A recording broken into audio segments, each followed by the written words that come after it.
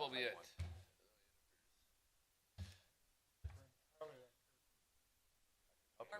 You guys could have talked to me. I would have helped you out.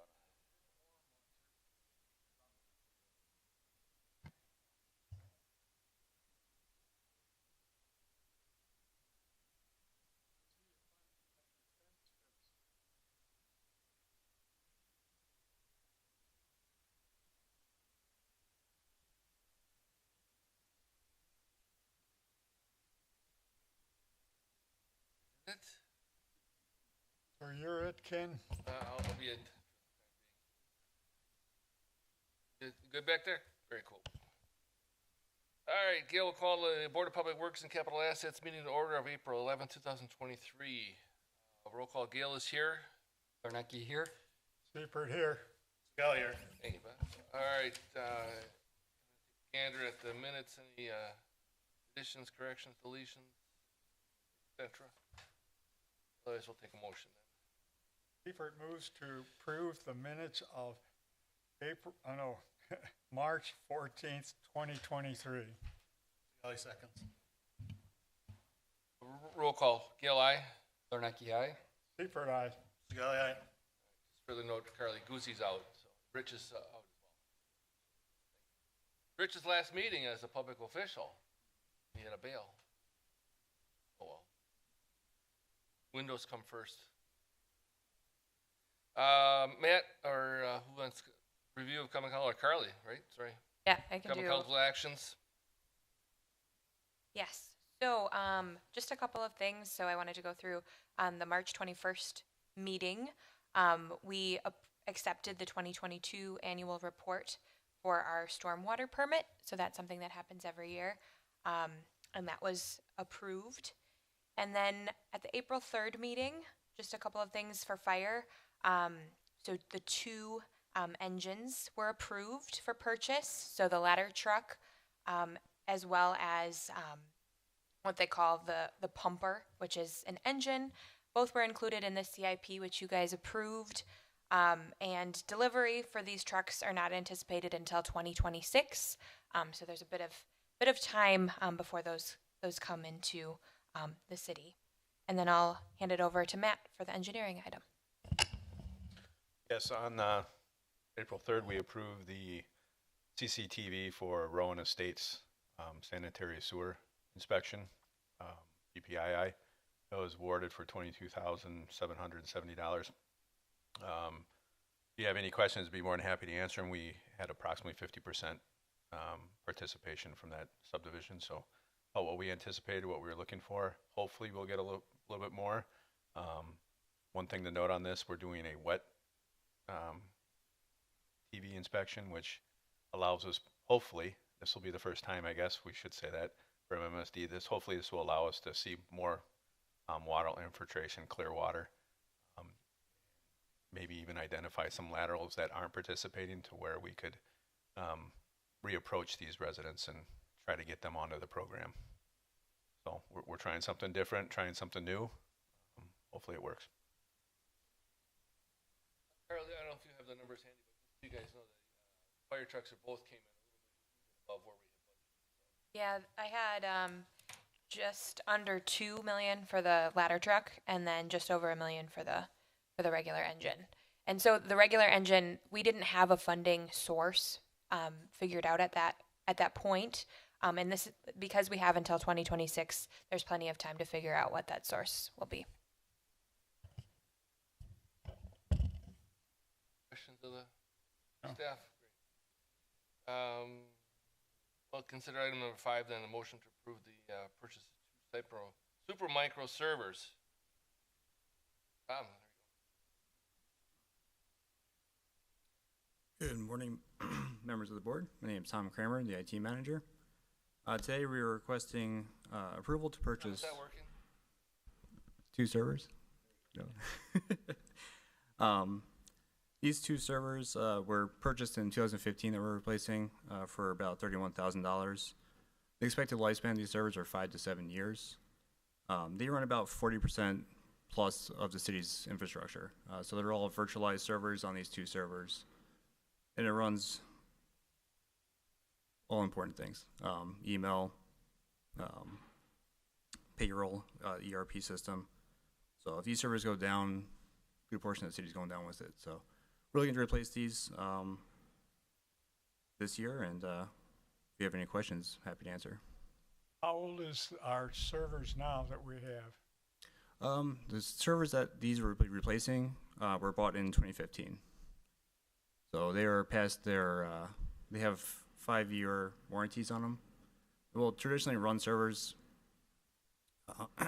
in production for those 5 years, and then we try to rotate them down to less important things. So anything that's running critical infrastructure should be under warranty, which these are not anymore. So. Thomas, the two required for everyday operations or one redundant? Sure. So we currently have 2 servers at City Hall, 2 servers at PD, and both of them are capable of running each other's services. And we run 2 just for redundancy. If one server goes offline and the other one picks up, nobody really notices the difference. However, now if one fails, people will notice the difference because they're pretty oversubscribed. We have expanded significantly our virtual footprint in the last 8 years these servers have been online. So now if they fail over and one takes over for the other, it's a noticeable slowdown for everybody. So the goal is to take these 2 servers, potentially expand it to 3 servers to then replace the PD servers as well. So we're looking to go from 4 servers to 3 servers to control both City Hall and PD infrastructure. This hopefully will save money in the long run. If not, PD will still run the same series, which we'll look for replacement next year as well. Well, 40 grand. All right. Hopefully Yeah, you'll have a yeah. capital budget item this fall to add some capacity there. Any other questions? No. Item number 5. Zarnecki will make a motion to approve the purchase of 2 super micro servers from SHI not to exceed $35,132.84. Seifert seconds. Roll call. Gale is aye. Zarnecki, aye. Seifert, aye. Scully, aye. Thank you. Item number 6 then is a motion to approve the East Forest Hill Water Avenue Main Relay Project and award a contract to the lowest responsible bidder, UPI Construction.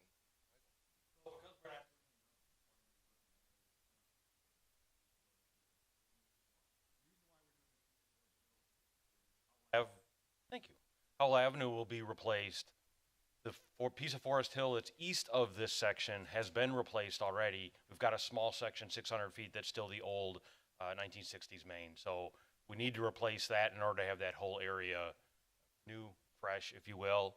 The bidding was really good on the bottom couple of bidders. It was really tight there, so we're happy about those numbers. It is below what we thought for our budget. The other interesting fact is that UPI actually did that piece of Forest Hill east, so they'll be connecting into Maine that they put in. They're well familiar with the area, so we're happy about that as well, and have worked with UPI before.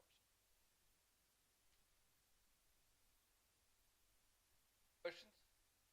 Looks Got like more, they're- you can rip up more road, you save something, right? Yes. I'm just gonna say they're starting to work on it already. The piece that you're seeing so far in Forest Hill is part of the Howell Avenue project, where they're connecting in there. Okay. All right, we'll take a motion on item number 6 then. Or did we have one already?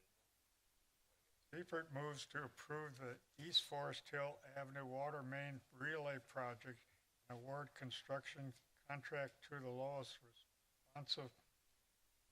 responsibility bidder, UPI Construction, based on the bid amount of $151,100.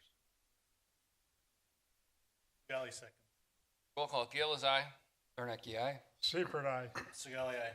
Great. 7 is purchase SUV from Lake Chevrolet. Yeah, it was actually from 2022. We just haven't been able to get vehicles. We were finally able to locate one. This one came in at a really good price. Any questions? No. All right. Motion on 7 then. Scully moves to approve the purchase of SUV from Lake Chevrolet. Seifert seconds. Roll call. Gale is aye. Zarnecki, aye. Seifert, aye. Scully, aye. Thank you. Item A is the motion to approve the change order number 1 for the PLC replacement project. Not to break the bank at $606. This project, part of our PLC project which is a very large project. This little tiny piece has been hanging out there, and we're thinking other change orders were coming, and they're just not. So we want to just clear up the paperwork on this one. This is a case where our modem connection, yes, we still do use modems for some of our lift stations. That connection was intended to be on a certain module. That module has to be on a rack with a processor. That's not where it's slated to go. It's slated to go on a rack that doesn't have a processor. You need a different module that has sort of a mini processor included. That additional cost, that incremental cost is $600.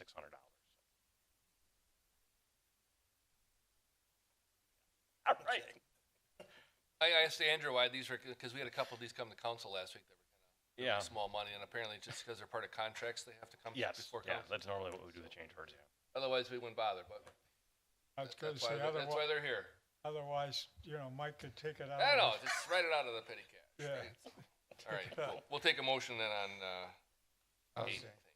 Zarnecki will make a motion to approve the change order number 1 for the PLC replacement project to Next Electric in the amount of $606.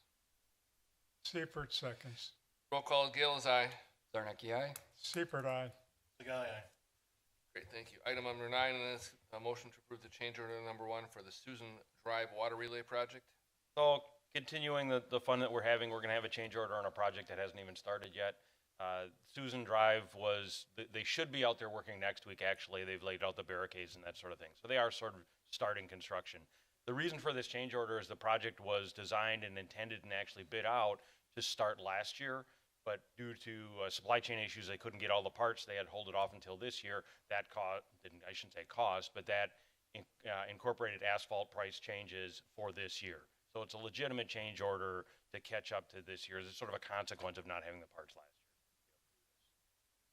In this case, all we're doing, and so this is a unit price contract. So what you're seeing here is the unit price change here for the asphalt.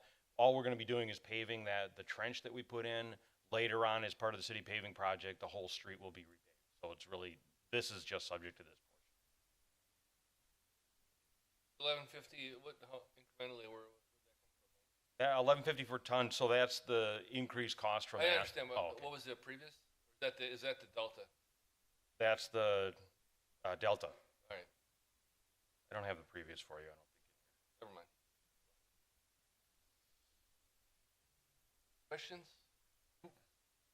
Item number, take a motion then on item number 9. Seifert moves to approve the change order number 1 for the Susan Drive Water Relay Project to Global Contractors in the amount of $11.50 per ton of asphalt and change the completion date to October 15th, 2023. Secali, second. Roll call, Gale is aye. Zarnecki, aye. Seifert, aye. Secali, aye. Thank you.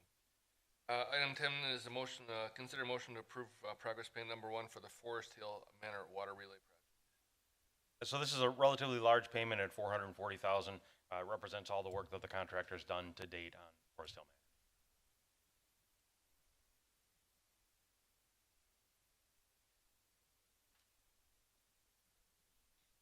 Far along, we pretty, They're working on, all the main has been tested. We'll get the final results on the last piece tomorrow, the safe sample. They're already working on laterals on the rest of it. So we're down to laterals, and then it'll be cleanup and restoration. is that along, in line with your time frame? They're way ahead of our time frame. Really? Yeah, they brought in the 2 digging crews and a boring crew, and they really, really went through there quickly.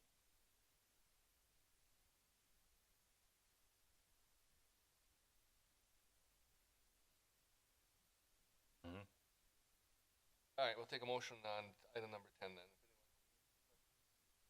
Zarnecki will make a motion to approve progress payment number 1 for the Forest Hill Manor Water Main Relay Project to Wilcom Excavating in the amount of $440,924.31.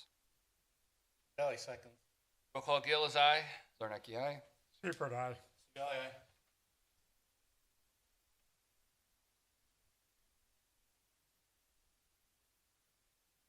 All right, and then item 10 and a half. We'll consider a motion to approve utility vouchers for the payment of $801,650.76. They are, particulars are in your packets. So relate them to Carly or Michael or Matt.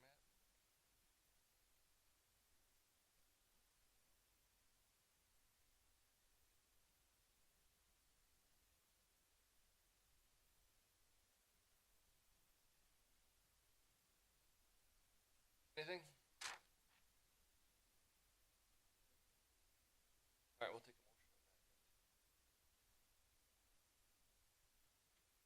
Kelly moves to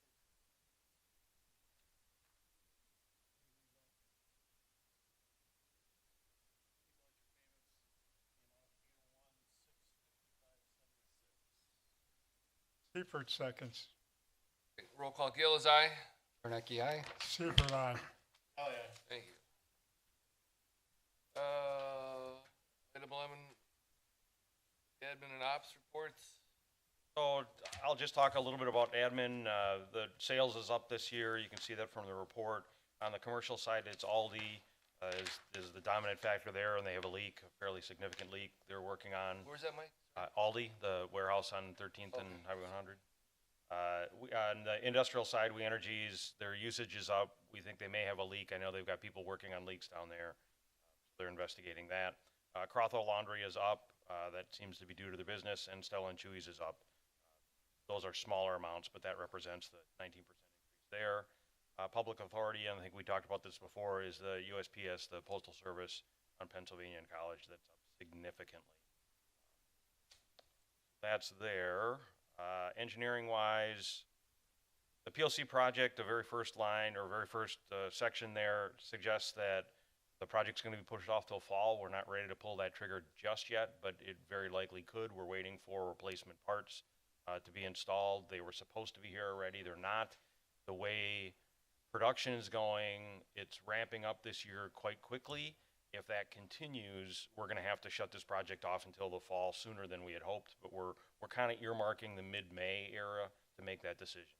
So it might, we're hopeful that it'll still go. Your timing just because of how much water you need? Exactly, yeah, we can't afford to have an outage over there while the contractors are working on it, so it's just too risky. Howell Avenue, you've seen the barrels are out there now. They're beginning to work on that area more. Susan will be starting next week. I think I mentioned that.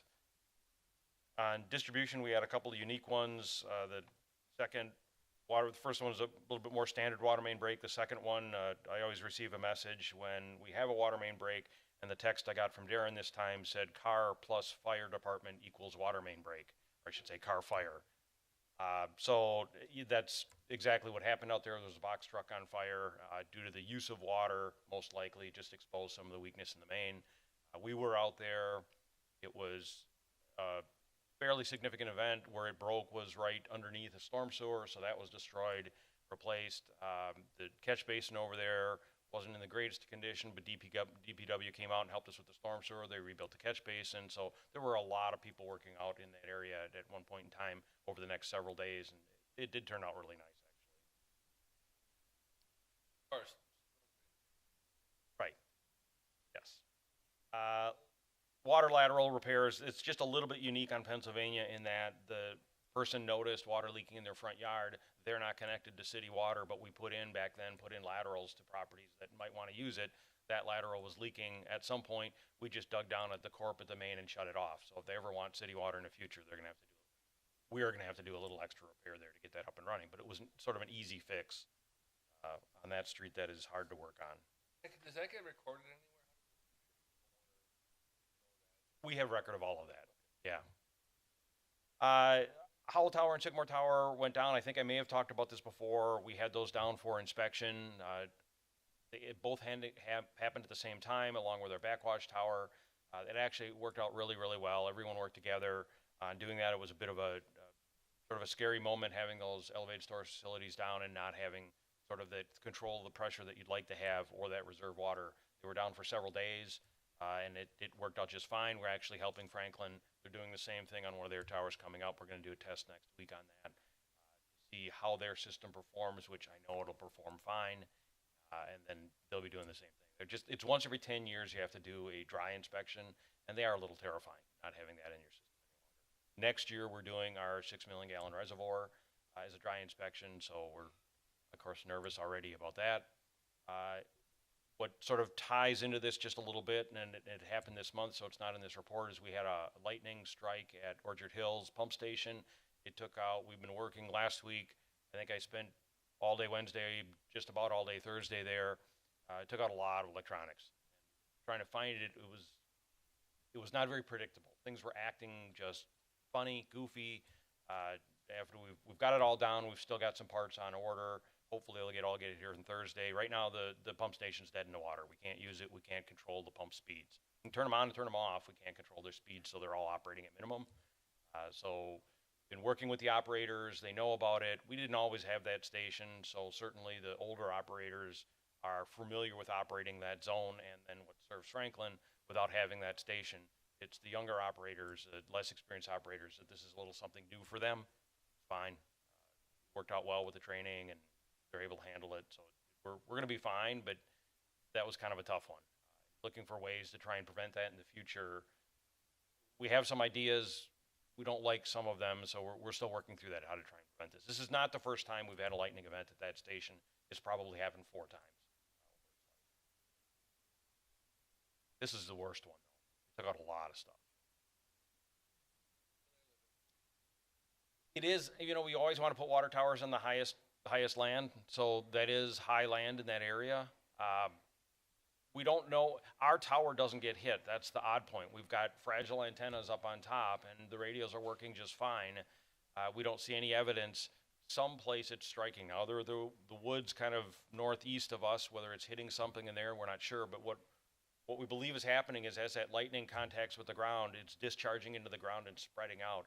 And anytime we have an analog signal that's buried there, which we do, that lightning just seems to find it and travels along it and destroys anything in its path. And we do have a pressure sensor from the reservoir into the building.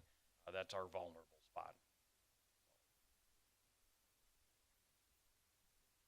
Yeah, it just changes your schedule, your agenda for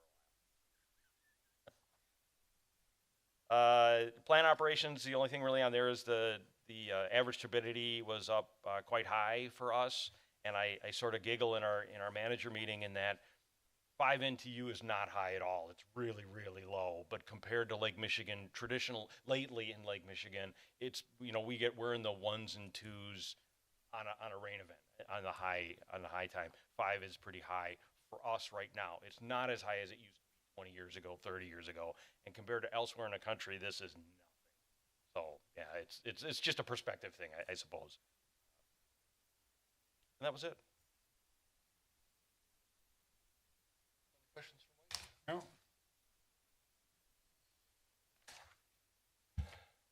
Well, no capital asset actions, no traffic and safety actions. Done. Bob, I'm sure you got something else to do.